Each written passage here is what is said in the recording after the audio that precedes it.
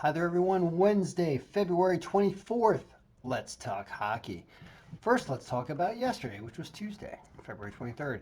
We went 2-4, but it's not as bad as it seems. And I'm going to go through each game real quick and show you why. This Washington Pittsburgh game, it was a really close game, and unfortunately, Washington came back but lost to Pittsburgh 3-2. So this is kind of understandable. It was a riskier pick to begin with, you could tell. So they lost. All right, that happens. Chicago wins here, sort of on the same level as the Washington pick, also kind of risky. So there's 1-1 on two of them, but the line was plus 108. So if you bet on both of those, you actually ended up a little bit. Montreal and Ottawa, I talked about the over. I wasn't talking about who's going to win this game because Montreal's line was so bad. Turns out Ottawa wins this game. They put up 9 goals. You know, I actually made a bet before this game, and I chose over 8 goals at plus 390 was the bet I made, and you betcha I hit it. And I just knew there were going to be goals in this game because I knew Montreal was going to respond to what Ottawa was doing. And this brings up a very interesting point, which is something that actually goes beyond the algorithm. Me as a hockey player and as a hockey coach, essentially, which I've done that as well in my life, just watching hockey and understanding when you play a series of games against the same team over and over again, how that changes from game to game, made me understand that there was going to be a lot of goals in this game. That's something that the algorithm's kind of missing, and boy, I don't know how to program that in. I'll have to think about it, but it's certainly something where watching the games helps. So my assessments of the hockey games are going to be better than my assessments of college basketball games because I don't watch college basketball really much at all. I'm sure I will during March Madness, but I don't think I'm going to do all that much because it's just I'd rather watch hockey. It's more enjoyable for me. So big scoring game there. Buffalo and New Jersey. This was a hard mess. I had New Jersey, had the over. Both did not hit, although they did put up a goal. They put up like 4 goals in the third period, but they didn't go over 5.5.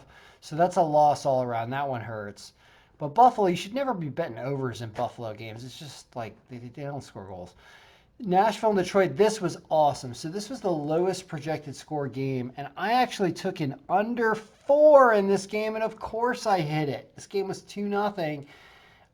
Really awesome. I mean, it slightly predicted Detroit, but said really close game. So losing a game doesn't matter. The fact that this game was super under matters because I said it was going to be under, and that was the bet. I had multiple under bets on this game, and it was obvious. There was no scoring going on here.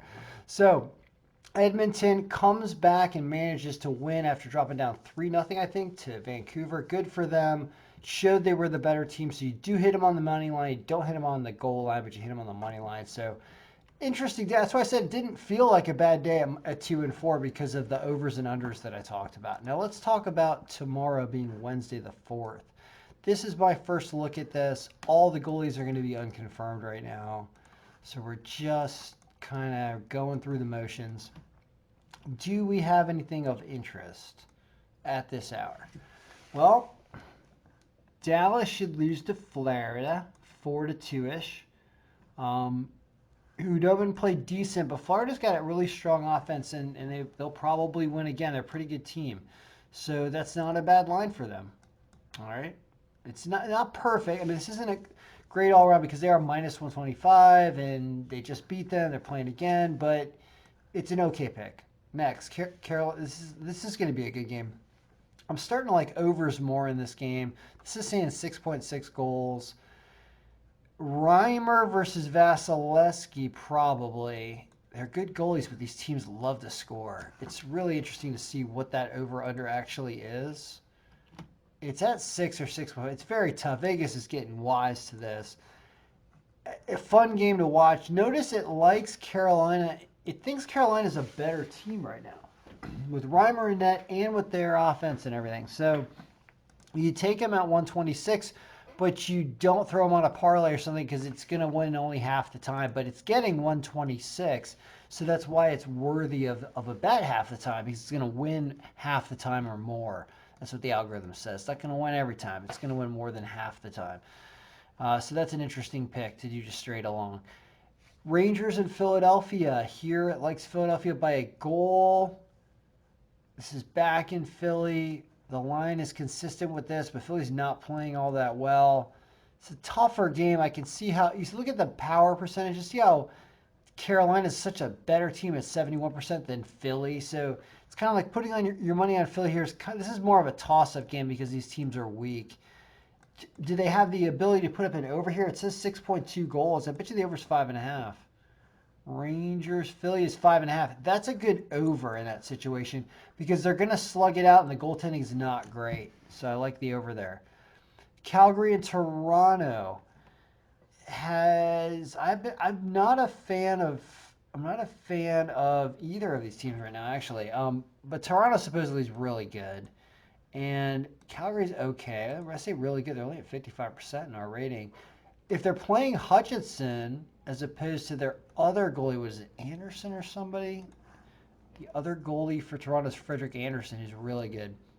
If they're playing Hutchinson, then you could consider how much closer it makes this game. You can end up switching out goalies. If I said, hey, what if Anderson plays? This is how you change this if you have a copy of this file. Is you go into the game and you say, all right, well, where is this game? This is the game where it's Toronto right here. It's not Hutchinson, it's Frederick Anderson. And it'll change that, and then when you refresh this, it'll change this too. And I'll show you what it does to the score. It actually makes this a much better game for Toronto if Anderson is playing. But that's not the case, right? It's actually, when we go back, right, it's actually Hutchinson playing. And so this game becomes a much closer game and a higher scoring game as well because he's not as good as a goaltender. It's really interesting what you can simulate with this file. It's pretty awesome, actually. So what do we do here? The answer is we wait till they name the goalies because you can see there's going to be an impact. Anaheim and Arizona. Gibson, Kemper, 3-1 game. Arizona over Anaheim in this situation. Really weak stats for Anaheim. But the line's not good for Arizona. It's a tough game all around, actually, to play. Minnesota and Colorado. Likes Colorado a lot. A lot. And so does Vegas. Could be a lower scoring game, though. I kind of see that. So the under in that game I like more than Colorado, line-wise. LA and St. Louis. Barely St. Louis, huh? Goaltending matchup is just totally even. Very, very even game. Kind of a toss-up game. All right, so that's our 7.5 minute plus update for NHL for Wednesday the 24th. There, of course, will be updates when stats and odds are updated on Wednesday. And I eventually do a Ken's 94 video about my bets. I think I lost again today a little bit. I won some, but didn't win enough. Got close. God, what was it? Today it was, the Washington losing and also this game not going over hurt me. And why should a Buffalo game go over? What am I doing? It's a bad bet. But there were a lot of awesome things with this game going over and this game going under. That was really the parlay of the day. It was like over 6 and under 5 in this game. You would have made a ton of money. I did make money doing single bets with both of those extremes, over 8 and under 4. That's what I did. I'll show you the tickets. I actually made those bets based on the algorithm. And based on, here it wasn't just the algorithm, it was me knowing how Montreal was going to respond to Ottawa's defensive play and trying to open up that game. That's what I understood was going to happen there because they had a big 6-5 game just before and I knew they were going to do that again.